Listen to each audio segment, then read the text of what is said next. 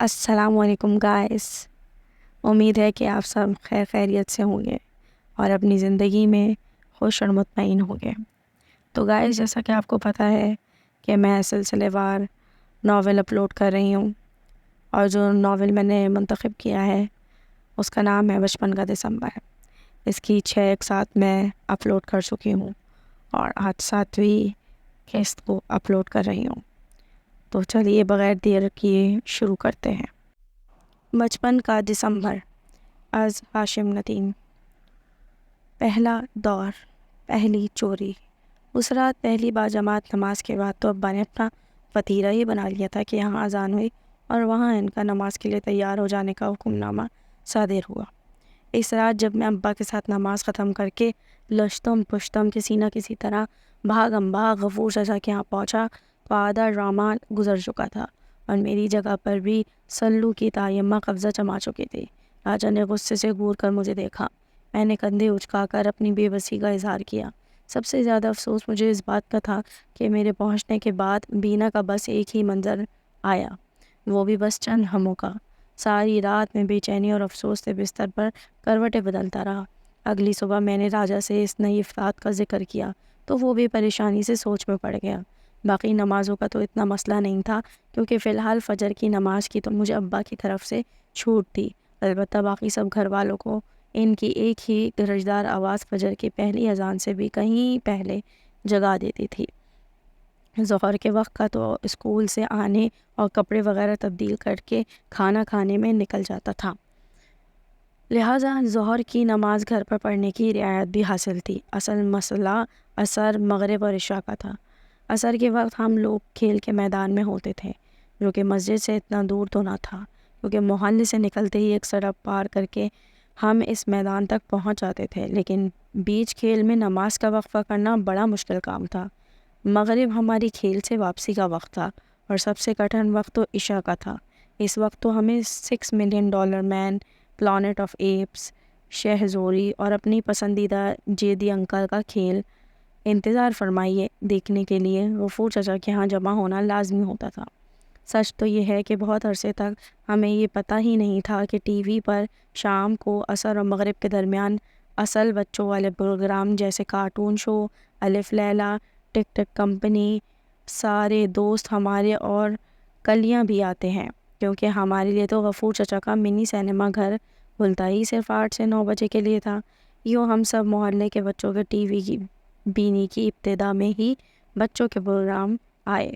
بہت عرصے بعد جب راجا کے ابا نے اس کی ضد پر توشیبا کا بڑا سا black and white T V خریدا تو پھر ہمیں پتہ چلا کہ اب سے پہلے تک ہم جو بھی دیکھتے رہے ہیں وہ بڑوں کے پروگرام تھے۔ میں اور راجا کافی دن سر جوڑے بیٹھے سوچتے رہے کہ عشاء کی نماز سے چھٹکارے کا کیا حال ہو سکتا ہے۔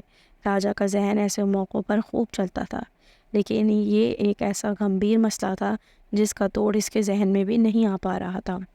مغرب کے وقت سے ہی ہمیں بخار چڑھنا شروع ہو جاتا تھا، خاص طور پر جب میرے دیر سے آنے پر راجا مجھے بتاتا تھا کہ آخری چٹان کے چنگیز خان نے اپنے بیٹے جوجو اور قبلائی خان کے ساتھ مل کر امیر خوارزم کے کتنے جاں باز سپاہیوں کو شہید کر دیا ہے، اور یہ سب کیا دھرا ہمارے ہی مسلمانوں کے امیر کے وزیر اعظم کا ہے۔ تو میں غصے اور بے بسی سے یوں ہاتھ ملتا جیسے اگر میں 8 بجے وقت پر آ جاتا تو ان سب کو بچا ہی لیتا۔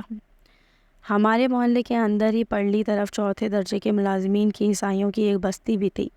جن دنوں ٹی وی پر آخری چٹان آتا تھا، ان عیسائیوں کے چھوٹے بچوں کی شامت آتی رہتی تھی، کیونکہ ایسے ہی آخری چٹان ختم ہوتا ہم سب مسلمان بچے اپنی لکڑیوں کی تلواریں لے کر یلغار ہو کے نعرے لگاتے ہوئے ان عیسائی بچوں پر پل پڑتے۔ چنگیز خان کے بغداد کے مسلمانوں پر کیے گئے مظالم کا حساب لینے کا اور کوئی طریقہ جو نہ تھا ہمارے پاس۔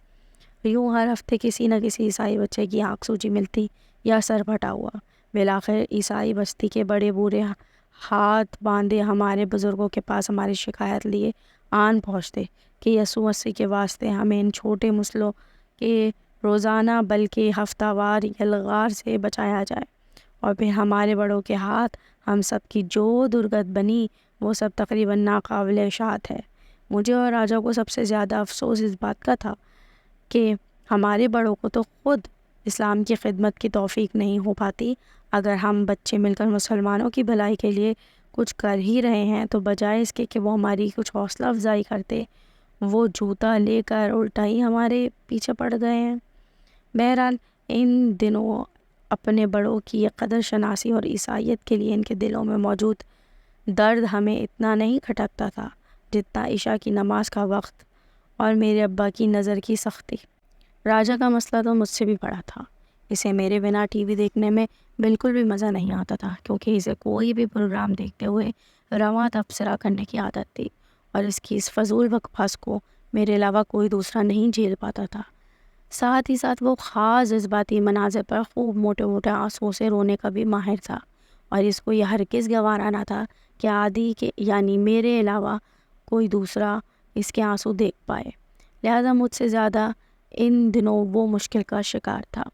اس رات چپس سیریز جس میں ہمارے بھی انتہا پسندیدہ موٹر سائیکل سوار سارجنٹ اپنے کمالات دکھاتے تھے کہ دوسری قسط آنا تھی۔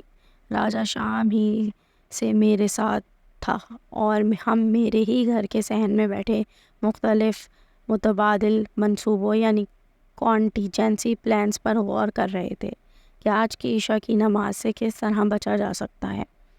ہم اپنی خسر پسر میں اس قدر غرق سے کہ ہمیں پتہ ہی نہیں چلا کہ کب میرے ابا ہم دونوں کے سر پر آن پہنچے۔ یہ کیا ہو رہا ہے؟ میں اور راجہ یوں اچھلے جیسے ہمارے سروں پر کوئی بم آ کر پھوٹا ہو۔ راجہ گھگیایا۔ وہ چچا، دراصل میں عادی سے کہہ رہا تھا کہ کل سے مجھے بھی اپنے ساتھ نماز کے لیے جاتے ہوئے آواز دے جایا کرے۔ ابا کے چہرے پر سختی کچھ کم ہوئی۔ اچھی بات ہے، لیکن کل سے کیوں؟ آج سے کیوں نہیں؟ ابھی کچھ وقت ہے، تم بھی یہیں عادی کے ساتھ ہی وضو کر لو۔ آج سے تم بھی ہمارے ساتھ ہی نماز کے لیے جایا کرو گے۔ خدا نے تمہارے ابا کو تو توفیق نہیں دی زندگی میں کبھی عید کی نماز ہی پڑھ جائیں، لیکن چلو اچھا ہے، اسی بہانے کم از کم ان کا بیٹا ہی نمازی بن جائے گا۔ میرے ابا کو جانے کیوں ہمیشہ ہی سے راجہ کے ابا سے کوئی نہ کوئی شکایت رہتی تھی۔ آج وہ ان کی نماز نہ پڑھنے کی عادت کا رونا لے کر بیٹھ گئے تھے۔ ابا راجہ کے ابا کی شان میں کچھ بڑبڑاتے ہوئے آگے بڑھ گئے، اور ان کے جاتے ہی میں نے ایک زوردار چپت راجہ کے سر پہ رسید کی اور اسے غصے سے سرگوشی میں کہا، یہ کیا حماقت کی ہے تم نے؟ تم یہاں میری جان بچانے کے لیے آئے تھے یا خود کو پھنسانے؟ کیا کرتا یار، تمہارے ابا یوں اچانک سر پر آن پہنچے تھے کہ جلدی میں اور کچھ تو سوجا نہیں۔ عادی یار، اب کیا ہوگا؟ مجھے تو نماز کی صورتیں بھی پوری طرح سے یاد نہیں ہیں۔ اتنے میں امارہ ہمارے سر پر پہنچ گئی اور ہمیں سرگوشیاں کرتے دیکھ کر مشکوک سے لہجے میں بولی، یہ کیا تم دونوں سر جوڑے بیٹھے ہو؟ چلو جلدی سے وضو کرو، ابا انتظار کرتے ہوں گے۔ ہم دونوں نے دانت پیس کر امارہ کی جانب دیکھا، لیکن ہم دونوں ہی جانتے تھے کہ اگر ہم دونوں نے اسے کچھ بھی کہا تو وہ وہیں سے آواز لگا کر ابا کو سب بتا دے گی۔ پوری تھالی ہی بیگن تھی اور اسی نازک مرحلے پر ہم دونوں مزید کوئی خطرہ مول نہیں لینا چاہتے تھے، لہٰذا چپ چاپ امارہ کی ہدایت پر عمل کرتے رہے۔ تھوڑی ہی دیر میں ابا اپنی تسبیح گھماتے ہوئے کمرے سے برآمد ہوئے اور میں اور راجہ کسی معمول کی طرح سر جھکائے ان کے پیچھے چل دیے۔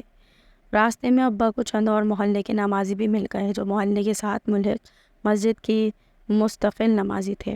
ابا ان کے ساتھ باتوں میں مشغول آگے آگے روانہ تھے اور میں اور راجہ سب سے آخر میں ان کے پیچھے۔ ابا کا معمول کچھ یوں تھا کہ 7:45 ہم مسجد میں داخل ہو جاتے تھے اور 8 بجے عشاء کی جماعت کے بعد 8:15 تک باقی نماز سے فارغ ہو کر مسجد سے نکل آتے۔ میں اپنی قسمت اور راجہ کی عقل کو کوستا ہوا جیسے ہی ابا پارٹی کے پیچھے مسجد میں داخل ہونے لگا تو یک راجہ نے مجھے بازو سے پکڑ کر پیچھے کھینچ لیا۔ تب تک ابا اور ان کے 2 دوست مسجد کا صحن پار کر چکے تھے۔ میں نے حیرت سے راجہ کی طرف دیکھا۔ راجہ نے جلدی سے اپنے ہونٹوں پر ہاتھ رکھ کر مجھے چپ رہنے کا اشارہ کیا۔ اتنے میں ابا مسجد کے اندرونی حصے میں واقع ہال میں داخل ہو گئے۔ میں نے راجہ سے اپنا بازو چھڑوایا۔ اب اندر بھی چلو گے یا یہیں باہر کھڑے رہ کر پوری نماز پڑھنے کا ارادہ ہے؟ راجہ نے رازدارانہ انداز میں ادھر ادھر دیکھ کر کہا، یہاں سے اب نمازی کتنے بجے چھوٹیں گے؟ میں نے راجہ کو ڈانٹا، کیا مطلب؟ یہ مسجد ہے، کوئی سینما گھر نہیں جہاں سے لوگ شو دیکھنے کے بعد چھوٹتے ہیں۔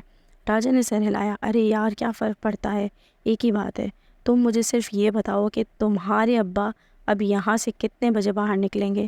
8:15 بجے تک۔ لیکن تم یہ کیوں پوچھ رہے ہو؟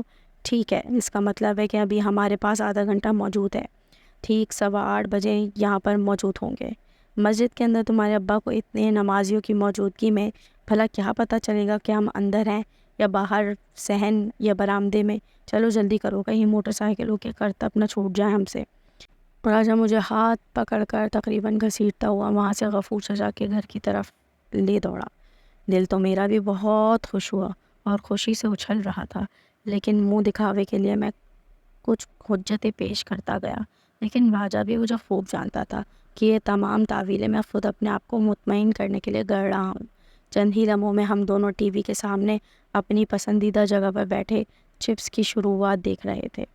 جیسے ہی 8:10 پر پہلا وقفہ آیا، راجا نے مجھے کونھی ماری اور ہم دونوں غیر محسوس طریقے سے غفور چچا کے یہاں سے یوں نکلے جیسے عام طور پر پانی وغیرہ پینے کے لیے دیگر ناظرین اٹھ کر باہر جایا کرتے تھے۔ یہ طریقہ اس لیے بھی ضروری تھا کہ کوئی دوسرا بچہ ہماری جگہ پر قبضہ نہ کر لے۔ غفور چچا کے گھر سے نکلتے ہی میں نے اور راجا نے سر پر دوڑ لگائی اور چند ہی لمحوں میں ہم مسجد کے بیرونی دروازے پر موجود تھے۔ راجا نے جلدی سے اندر جھانک کر اطمینان کر لیا کہ میرے ابا کے جوتے اپنی جگہ پر موجود ہیں۔ کچھ ہی دیر میں جب ابا اندر سے نکلے تو میں نے اور راجا نے نہایت سعادت مندی سے ان کے جوتے سیدھے کیے۔ ابا نے ہمیں دعائیں دیتے ہوئے جوتے پہنے اور ہم ان کے پیچھے پیچھے اسی سعادت مندی سے چل پڑے جس طرح ہم یہاں تک آئے تھے۔ اور جیسے ہی ابا گھر کے دروازے سے اندر داخل ہوئے، وہیں سے ہی ہم الٹے پاؤں کسی گولی کی سی رفتار کے ساتھ بھاگتے ہوئے دوبارہ غفور چچا کے گھر میں آن موجود ہوئے۔